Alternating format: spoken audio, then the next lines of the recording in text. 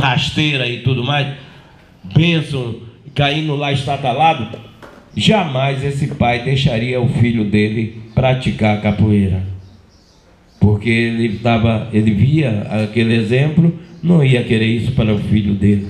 Então a gente era uma capoeira, era uma aula pública, uma aula na rua que a gente fazia. A roda de capoeira, na verdade, era uma verdadeira aula, porque a gente explicava golpe por golpe, entendeu? Golpe contra golpe. Explicava os ritmos do berimbau. Inclusive, eu contava uma história que eu aprendi com o mestre Canjiquinha, que era o toque, os negros ainda na senzala, nos poucos dias de folga, então eles ficavam ali tocando berimbau, e naquele momento ficava tocando fazia um toque de Santa Maria, que significa um toque de ataque e defesa. Deixava um olheiro. Quando o capataz vinha chegando a cavalo, esse olheiro dava um assobio. O tocador de berimbau trocava o ritmo de Santa Maria para o toque de cavalaria, quer dizer, dando um alerta que estava chegando gente, e em seguida o toque de Angola. E aí os capoeiristas começavam a treinar, a fazer essa divisão. Aí quando os senhores de engenho chegavam, geralmente, esses negros estão brincando de Angola. Quer dizer, é isso que eles diziam, sem ter a noção que naquele momento estava havendo um treinamento de ataque e defesa para aprender a atacar e a defender. Quer ver outra brincadeira também que na educação física a gente podia utilizar, e até dentro das nossas aulas de capoeira a gente poderia fazer? A brincadeira de escravo de Jó. A brincadeira de escravo de Jó é exatamente a escolha do negro que ia fugir naquela noite. Zigue-zague, ele era dando a ideia de que ele tinha que correr em zigue-zague para não ser atingido. Então a brincadeira que a gente faz, né, e que poderia ser utilizado dentro da nossa aula. Se houvesse a oportunidade de eu ter chegado de manhã, essa palestra que eu estou tendo aqui seria pela manhã. E agora à tarde a gente ia colocar essa palestra em prática, para vocês verem que não tem bicho de 7 cabeças. Fazer jogos e brincadeiras de origem africana, do Quênia, do Zimbábue, da África Austral, de Moçambique, da África do Sul, do Egito. Então, brincadeiras que está dentro da concepção da capoeira, porque são brincadeiras que exigem do raciocínio. E o capoeirista que não utilizar sua capacidade mental de raciocínio, ele quebra o queixo, a mandíbula em 2 lugares, como já aconteceu comigo, mas aí foi diferente, eu escorreguei. Na época eu jogava capoeira sem camisa, e aí comecei a suar num piso liso, e aí na hora que eu estava dependendo de uma meia-lua de compasso, eu escorreguei e deixei o rosto no caminho. Então a meia-lua bateu aqui e fraturei a mandíbula em 2 lugares, aqui e aqui embaixo. Bom, tem essas situações que a gente precisa também ter. Você queria perguntar um negócio? Sim.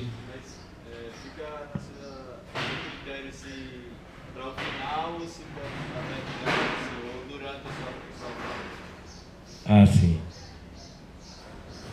Eu acho que quando a gente sente a necessidade, faz como o nosso amigo aqui, redondo, né? Não, quadrado. Quadrado. Tá entendendo? Chega, pode levantar a mão e a gente fala.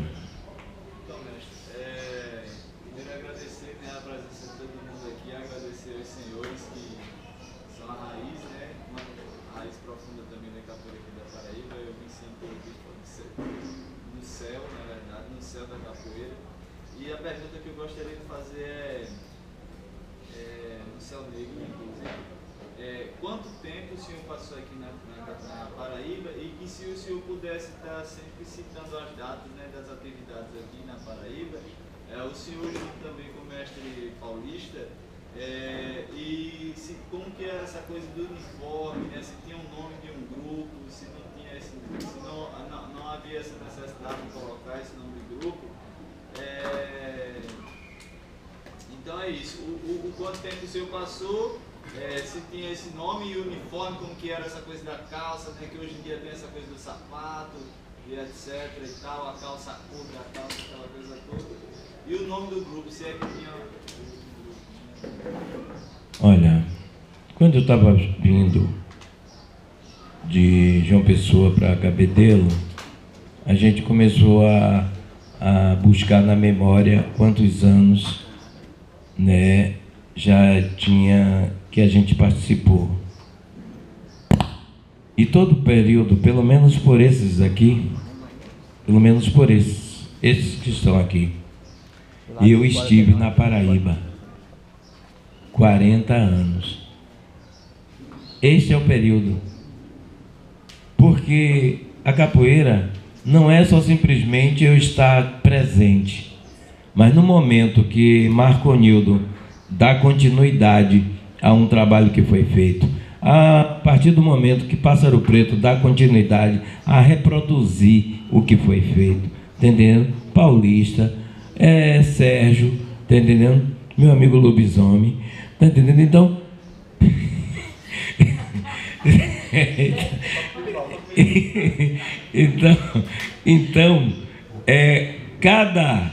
cada atitude que foi desenvolvida, teve um desses alunos da época, que eu ainda estava aqui, com o corpo presente, que montou uma academia e chamou de Zumbi Bahia. Você sabe disso? Batizou a academia de Zumbi Bahia, foi? Então, ele botou o nome do grupo dele, Zumbi Bahia. Então, eu estou aqui há 40 anos. Não estava fisicamente, mas eu estava no que eu deixei, nos ensinamentos, o que eu estava na sabedoria, porque capoeira é que nem tipo assim, não é chikungunya, não é nada disso, não. Mas é um vírus que quando você é picado por esse vírus, você nunca mais sai. E outra, não precisa você dar 4, 5 saltos mortais para dizer que você é capoeirista. Porque só o fato de você utilizar a sua capacidade mental é a realidade do capoeirista. O capoeirista que não utiliza a sua realidade, a sua capacidade mental, ele não é capoeirista. Do contrário, ele vai levar a rasteira o tempo todo. O pé vai bater no rosto dele o tempo todo.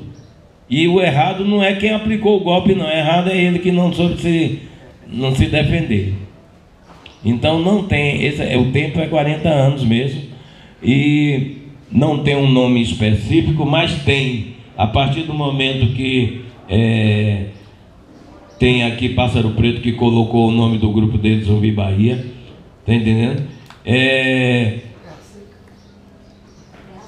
Terra Seca. Do grupo folclórico.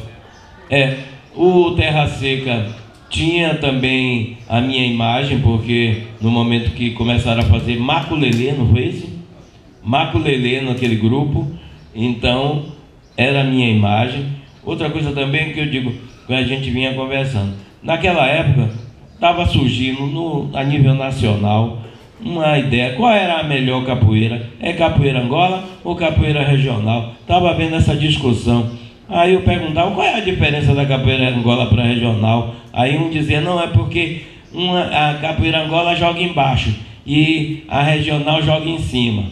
Eu digo, é preciso estudar mais, porque não é só isso. Não é só isso. Isso aí é muito elementar dizer que a capoeira Angola só joga embaixo. e que a capoeira regional só joga em cima. É muito elementar dizer uma coisa dessas. Então, nesse momento, eu disse, aí, então qual é a sua capoeira? Aí, é ângulo regional? Não, é capoeira. Simplesmente capoeira. É capoeira.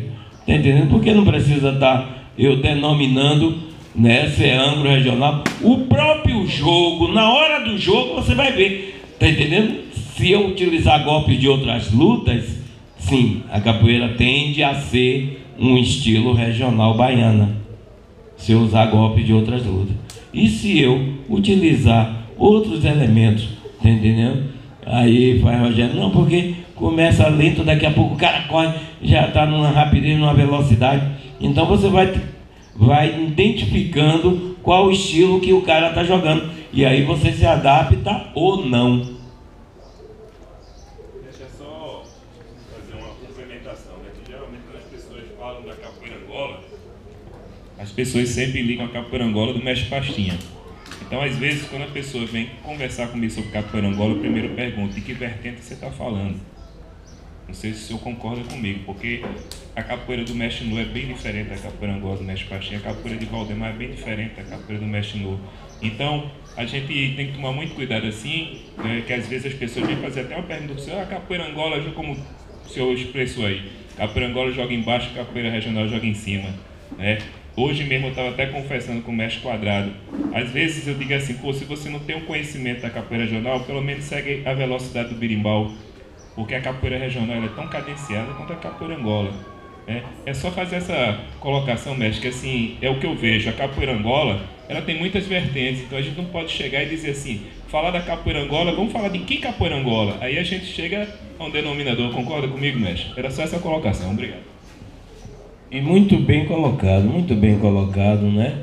Porque, peraí, pássaro preto. Porque é aquela coisa, muitas das vezes, é a mesma coisa do mestre Bigode, tá entendendo? O mestre Armando, para mim, diz, rapaz, mestre Bigode está vivo. Eu digo, qual mestre Bigode que você está falando? Tá entendendo? Porque o mestre Bigode que eu conheci, que eu considero como o meu mestre, esse já morreu. Respondendo a pergunta do rapaz ali sobre o uniforme, naquela época nós não estávamos preocupados em manter um uniforme padrão, assim, uma camisa, um tênis. Naquela época nós estávamos preocupados em mostrar a capoeira, a história da capoeira. Nós não tínhamos a preocupação de se mostrar. Por exemplo, hoje você tem uma academia, você tem um nome da academia, então você tem a preocupação de mostrar a identidade da academia na camiseta e tal. Naquela época não, naquela época nós não tínhamos. Quando começamos, nós não tínhamos academia. Nós treinávamos no piolim, a maioria das vezes, quando formamos o grupo, né, nós íamos para isso. Nós treinávamos no piolim, treinávamos no capim. Então era assim, tipo senzala mesmo. A nossa preocupação não era a roupa, não era o tênis, era o jogo, era a história. Então por isso que naquela época não se preocupava muito assim com essa história de tênis, de calça. Então. Qual é a sua visão hoje, mestre, sobre isso? De quê? Essa questão do tênis. Do uniforme? É isso que eu estou dizendo a você. Hoje, essa visão hoje. A minha visão hoje é assim, é a questão de marketing, mas a propaganda na roupa, entendeu? De mostrar, é como se fosse, pronto, academia. Aí você tem que mostrar, né? Eu acho assim, naquela época não, nós fazíamos. Qual a sua idade? Eu 55. 55. Aí o senhor começou com que idade? Eu comecei capoeira com acho que uns 14, 13 anos.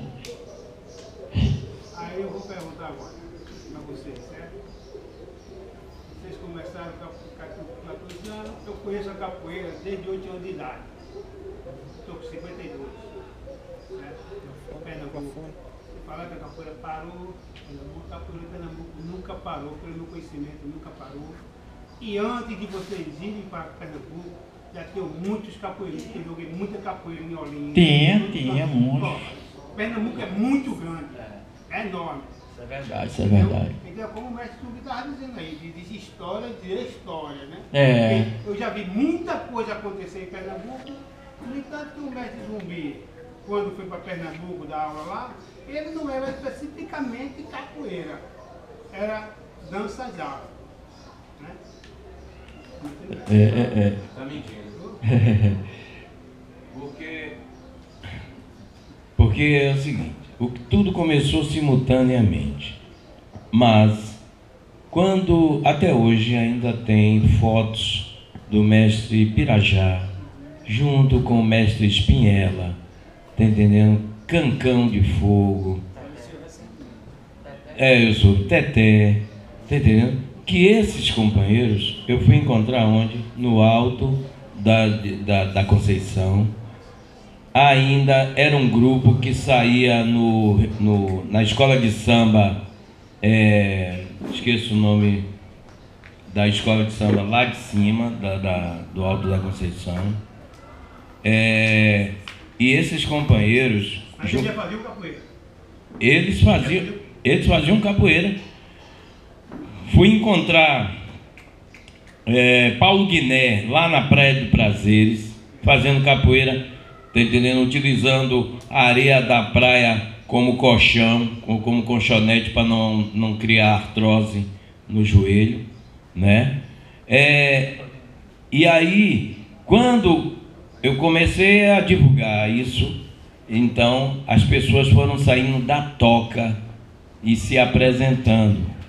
Aí veio o Mulatinho, veio o Lázaro, veio Coca-Cola, tudo se apresentando, dizendo que era capoeirista. Mas até então, quando eu cheguei lá, na sede do Boi Castanho, tá entendendo? Com Toninho, Tonheta, do Avestruz, tá entendendo?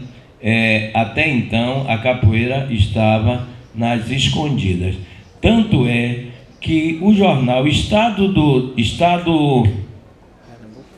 de Pernambuco colocou 90, a volta da capoeira, 90 anos de exílio. Estou dizendo que não tinha capoeira? Não. Estou dizendo que tinha capoeira sim, mas esses capoeiristas não tinham tomado ainda a atitude para fazer uma divulgação massa. A capoeira, os grupos de capoeira era pouco, em todo canto, em todos os lugares do mundo, os grupos de capoeira eram pouco. Sim, naturalmente. Então, era um pouquinho ali, um pouquinho. Está juntando-se todo mundo hoje, mas sempre existiu capoeira. Sim, querido. Inclusive, Amaro Preto, Nascimento Grande, Sabe Tudo,